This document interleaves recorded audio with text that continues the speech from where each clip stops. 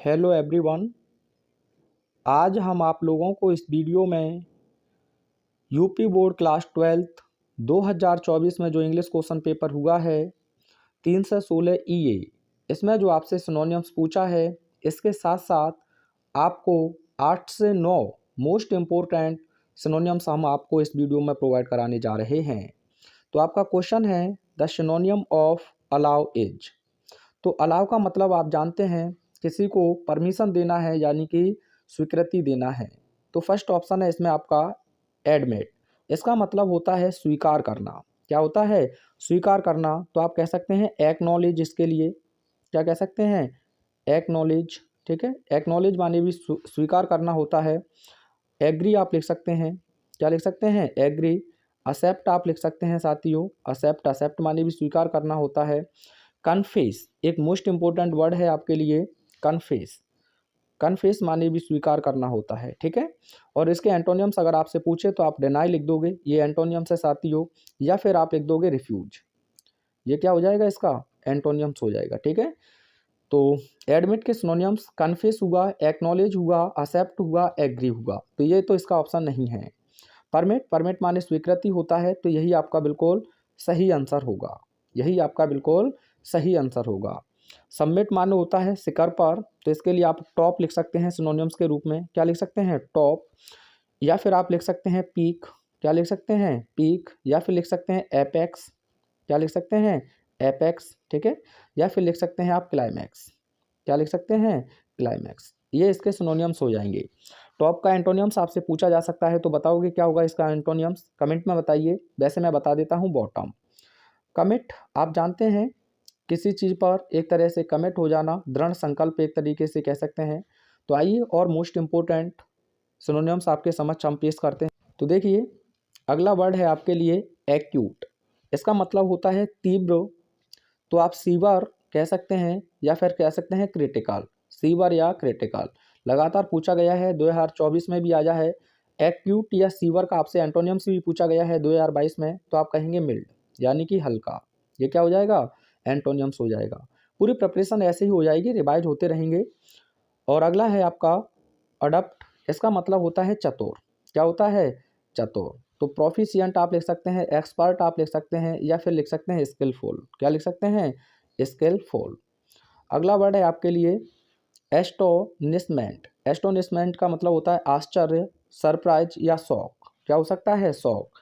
इनके साथ passive voice बनाना है तो आपको फिक्स प्रपोजिशन एट का प्रयोग करना होगा, बाई का प्रयोग आप नहीं करेंगे। ठीक है भाई, क्वेश्चन मैं दे रहा हूँ, इसका आंसर आप मुझे कमेंट में भेजेंगे। यानी कि his death, his death has shocked me, has shocked मी। देखें इसका आंसर आप क्या बनाओगे? शॉक्ड मी। आंसर मैं लास्ट में आपको बता दूंगा, हिज डेथ हैज शॉक्ड मी। अगला वर्ड है आपके लिए एडवर्सिटी। इसका मतलब होता है मुसीबत। तो मिसफॉर्चून, कालमिटी, मिजरी। ठीक है, या आप लिख सकते हैं एक तरीके से बैड लक। क्या लिख सकते हैं? Bad luck. ठीक है, तो ये सारे वर्ड आपसे पूछे गए हैं। मिसफॉर्चून का एंटोनियम्स आप फॉर्चून लिख देंगे। क्या लिख देंगे? फॉर्चून। फॉर्चून के सिनोनिम्स आप लिखना चाहें तो डेस्टिनी लिख सकते हैं, पूछा गया है। डेस्टिनी हो गया। डेस्टिनी के अलावा मैं बात करूँ आपसे, लक हो जाएगा। क्या हो जाएगा? लक। ठीक है, एडवर्सिटी का एंटोनियम्स क्या होगा? कमेंट में मुझे बताएंगे। क्या प्रॉस्पेरिटी होगा? हाँ या ना में आंसर देंगे। एक्नॉलेज मैं आपको बता ही चुका हूँ। अगला वर्ड है आपके पास में असेंट। चढ़ाई होती है तो इतना आने की संभावना नहीं है। अटैक आक्रमण यानी कि एजल्ट हो जाएगा, अग्रेशन हो जाएगा, या इन्वेजन हो जाएगा। एक अगला वर्ड है आपका इसमें से एपोलॉजी, जिसका मतलब क्षमा या प्रार्थना होता है। तो पार्डन, एक्यूज या रिग्रेट। ठीक है, उसके अलावा कुछ और इंपॉर्टेंट वर्ड आप लिख सकते हैं, जैसे कि एड, इसका मतलब सहायता होता है। हेल्प आप लिख सकते हैं, असिस्टेंस आप लिख सकते हैं, रिलीफ आप लिख सकते हैं, सपोर्ट आप लिख सकते हैं। मोस्ट इंपॉर्टेंट वर्ड है आपका बैन। बैन का मतलब अभिशाप होता है। कर्स आप लिख सकते हैं, हार्म लिख सकते हैं, मिसचीफ। लेकिन बैन का आपको कर्स ही पूछेगा, इस चीज़ को आप ध्यान रखेंगे। अब मुझे आप एंटोनियम्स बताएंगे, बैन और कर्स का एंटोनियम्स हम क्या लिख सकते हैं? क्या बून लिख सकते हैं? ठीक है, बून लिख सकते हैं क्या? हाँ या ना में आंसर देंगे आप।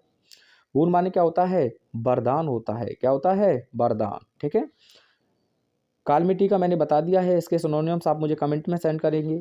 बिजी माने व्यस्त होता है। एंगेज्ड आप लिख दोगे, एम्प्लॉयड लिख दोगे, ओकुपाइड लिख दोगे। ठीक है, कैंडिड एक मोस्ट इंपॉर्टेंट वर्ड है, लगातार पूछा गया है। तो फ्रैंक आपका सिनोनिम्स हो जाएगा, आउट स्पोकन हो जाएगा, स्ट्रेट फॉरवर्ड हो जाएगा। वो वाइड स्पोकन आपको देगा तो उसके साथ नहीं जाओगे आप, फ्रैंक के साथ जाओगे, या फिर आउट स्पोकन दिया है तो वहाँ ऑप्शन आपको आगे देगा, ठीक है।